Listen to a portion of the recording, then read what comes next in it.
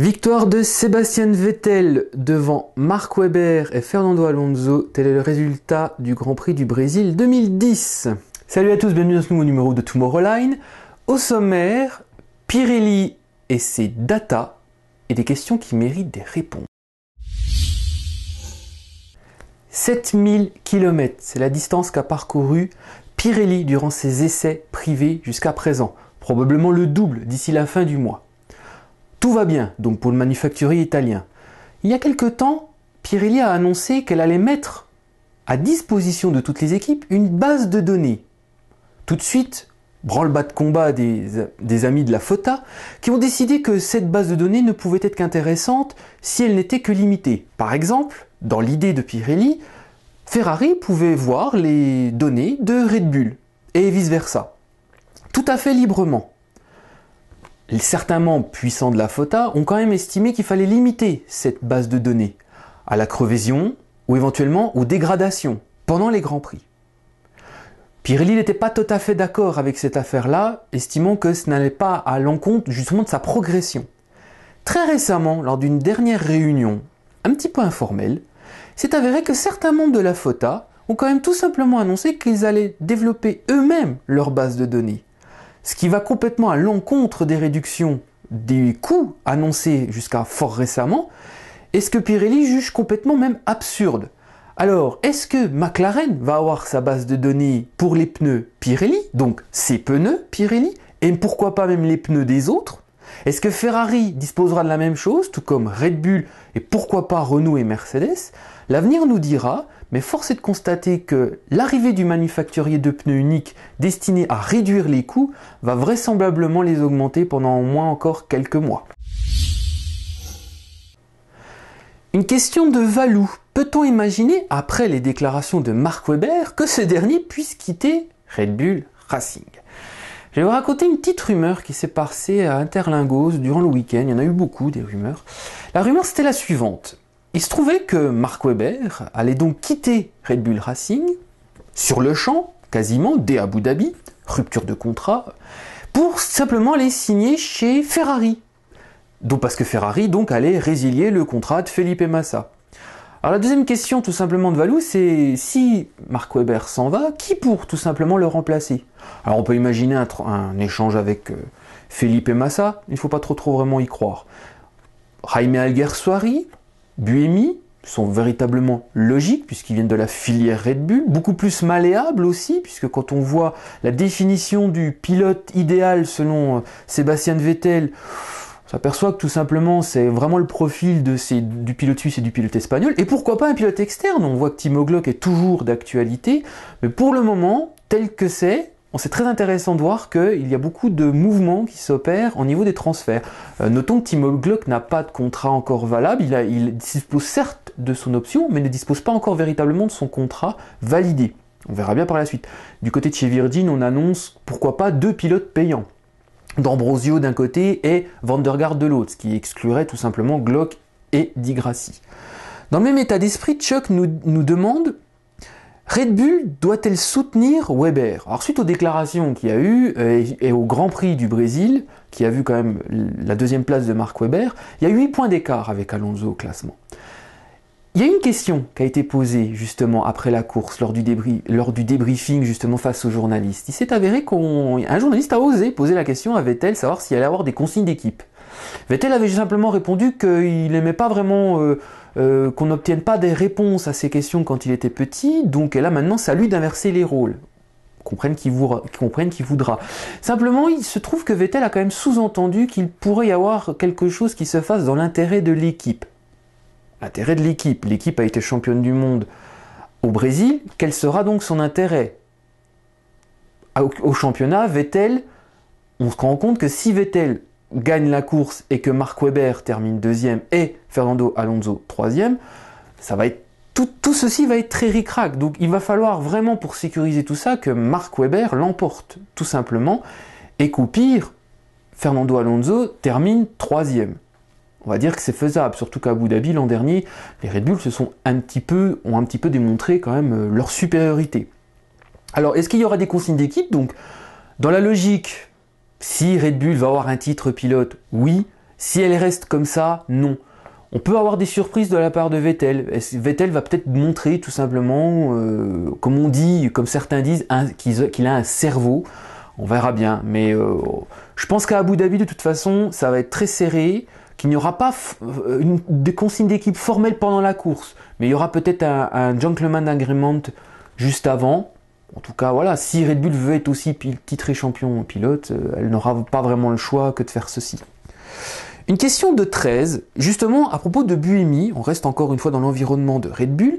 Il a un contrat certes pour 2011, mais il demande tout simplement quel sera son avenir. Alors justement, la télévision suisse romande en a un petit peu parlé de Buemi. Alors il a un contrat pour 2011, certes clair, définitif, mais Alguersuari progresse énormément et ça enquiquine un petit peu Buemi.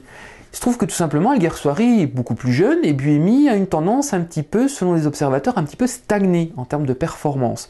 Alors quoi de son avenir ? Probablement, il a son contrat pour 2011. Il va continuer donc en 2011 chez Toro Rosso, mais on espère pour lui que Alguersuari n'élève pas encore son niveau, ce qui signifierait que Buemi stagne et donc que Toro Rosso ne puisse pas éventuellement le garder, et ça signifierait aussi l'arrêt de sa carrière prématurée. On ne l'espère pas pour lui. Mais en tout cas, du côté de chez Toro Rosso, on risque de le garder pendant un temps, mais si Buemi réalise encore la même saison que cette année, c'est-à-dire beaucoup de malchance, beaucoup d'erreurs, beaucoup d'accidents, ces jours seront un petit peu comptés. Mais en tout cas, Alguersuari est une grosse surprise pour l'équipe cette année. En plus, en termes de feedback, il commence à vraiment prendre de l'assurance. Donc Red Bull l'observe avec attention, mais en tout cas avec beaucoup de pilotes, comme on a parlé de Ricciardo récemment, qui poussent au portillon, et même d'autres encore derrière, il est clair que Buemi va falloir qu'il montre... Jusqu'à présent, il était indiscutable, sauf que ces dernières courses, depuis la mi-saison, Alguersuari progresse quand même de manière assez singulièrement. Alors une question de Michael pour terminer. Alors on va parler de la grande rumeur de tout le week-end. Lotus, Renault... Bon, alors déjà, je vais déjà vous expliquer, faire le listing de toutes les rumeurs qu'il y a eu depuis le vendredi. Alors, nous avons eu, dans un premier temps, que Lotus allait donc rebaptiser l'équipe Renault F1 Team, propriété de Génie Capital, à hauteur de 75%. Bon, un naming, ce qu'on appelle du naming, en fait, sur 3 années. Un journal brésilien a annoncé que c'était pour une valeur totale de 60 millions de dollars, ou d'euros, c'est selon. Et on annonce aussi que Lotus Group a bien distingué, Lotus Group, c'est donc la marque automobile anglaise, souhaite racheter les 25% de Renault. Carlos Ghosn a tout simplement annoncé qu'il était effectivement très clair qu'il allait y avoir des changements, mais pour le moment il n'y a rien eu. Éric Bouillet a confirmé dès le lendemain du samedi qu'il y avait des discussions, mais il n'y avait rien. Nous, on nous annonce que ça va un petit peu plus loin et que c'est même en passe d'être réglé dans les prochaines semaines, probablement après Abu Dhabi. Une autre rumeur est apparue, c'est que l'équipe donc garderait le nom de Renault au profit des droits TV. Un petit peu exactement comme Sauber avait fait avec BMW. L'idée, c'est de garder justement les droits TV en s'appelant toujours Renault. Les châssis s'appelleront toujours R31 ou R32. Voilà, pour l'an prochain. Enfin, il y a 2 rumeurs qu'il faut bien distinguer. Premièrement, il y a une rumeur comme quoi Lotus Group allait racheter des parts dans l'équipe Art GP de Nicolas Todt et Fred Vasseur, à confirmer pour la suite. Et enfin, c'est à propos de la fameuse couleur de la voiture l'an prochain.